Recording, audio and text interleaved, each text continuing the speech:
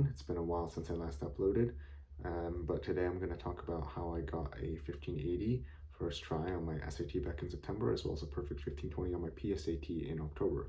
And I'll be speaking kind of softly because it's really late right now, but I did that all without spending hundreds or thousands on tutoring or prep courses. And everything that I recommend in this video, it's not sponsored, it's just what I personally used and found useful.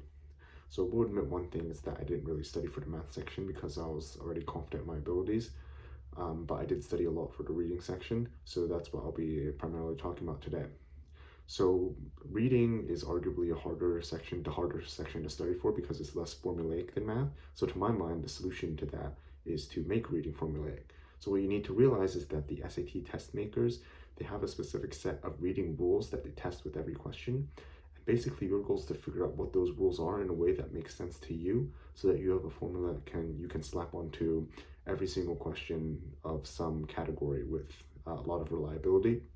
And it doesn't help to look at generalized tips because they don't work for your own personal instincts and brain, if that makes sense. So you're going to have to make these for yourself in a way that works for you.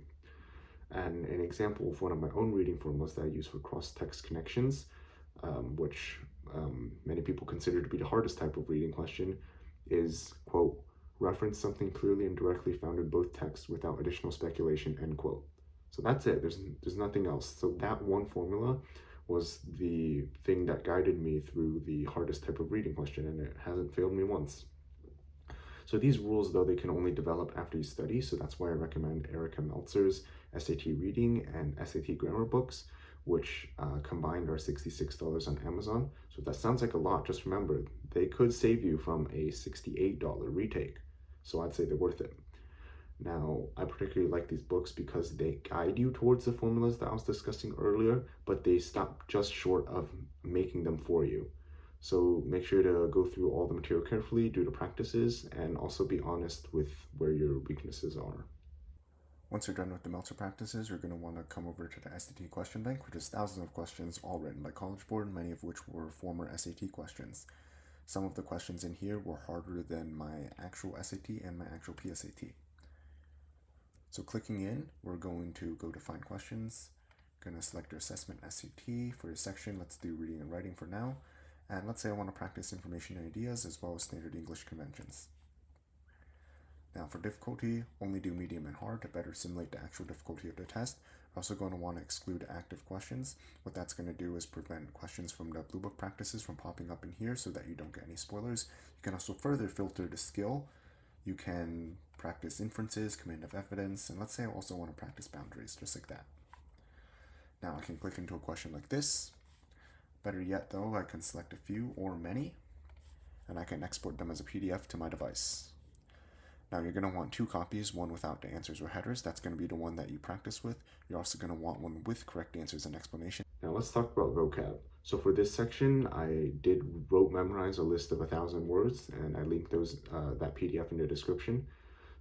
So to memorize that, it took me about 2 months with 5 days per week, about 75 minutes a day to memorize it. And I found that I already knew about 50% of the words. So if that gives you a sense of the time that's needed to memorize this. So I did make my own set of online flashcards on note.com, that's knowt.com, to help with this. And you can also just improve your vocabulary passively by keeping an ear open for it in your daily life. So one time I was watching like a gaming video on YouTube, and I actually learned a new word that the YouTuber said. It was the word cathartic, which I didn't know before. And you can also more actively learn vocab by reading. And in terms of reading material, I particularly recommend the New York Times. So not only does the New York Times use high-level vocab, but its passages are often similar to those on the SAT. So as you read, make sure you focus on main ideas, shifts in the main ideas, cross-paragraph connections, that sort of thing. So New York Times, it has a $4 a month offer for your first 6 months. So again, SAT retake $68, so $4 a month might be worth it. So really that's all I have for my SAT reading advice. So if you have any questions for me, leave them down in the comments. I'll do my best to address them as fast as possible. And thanks for watching, and be sure to subscribe.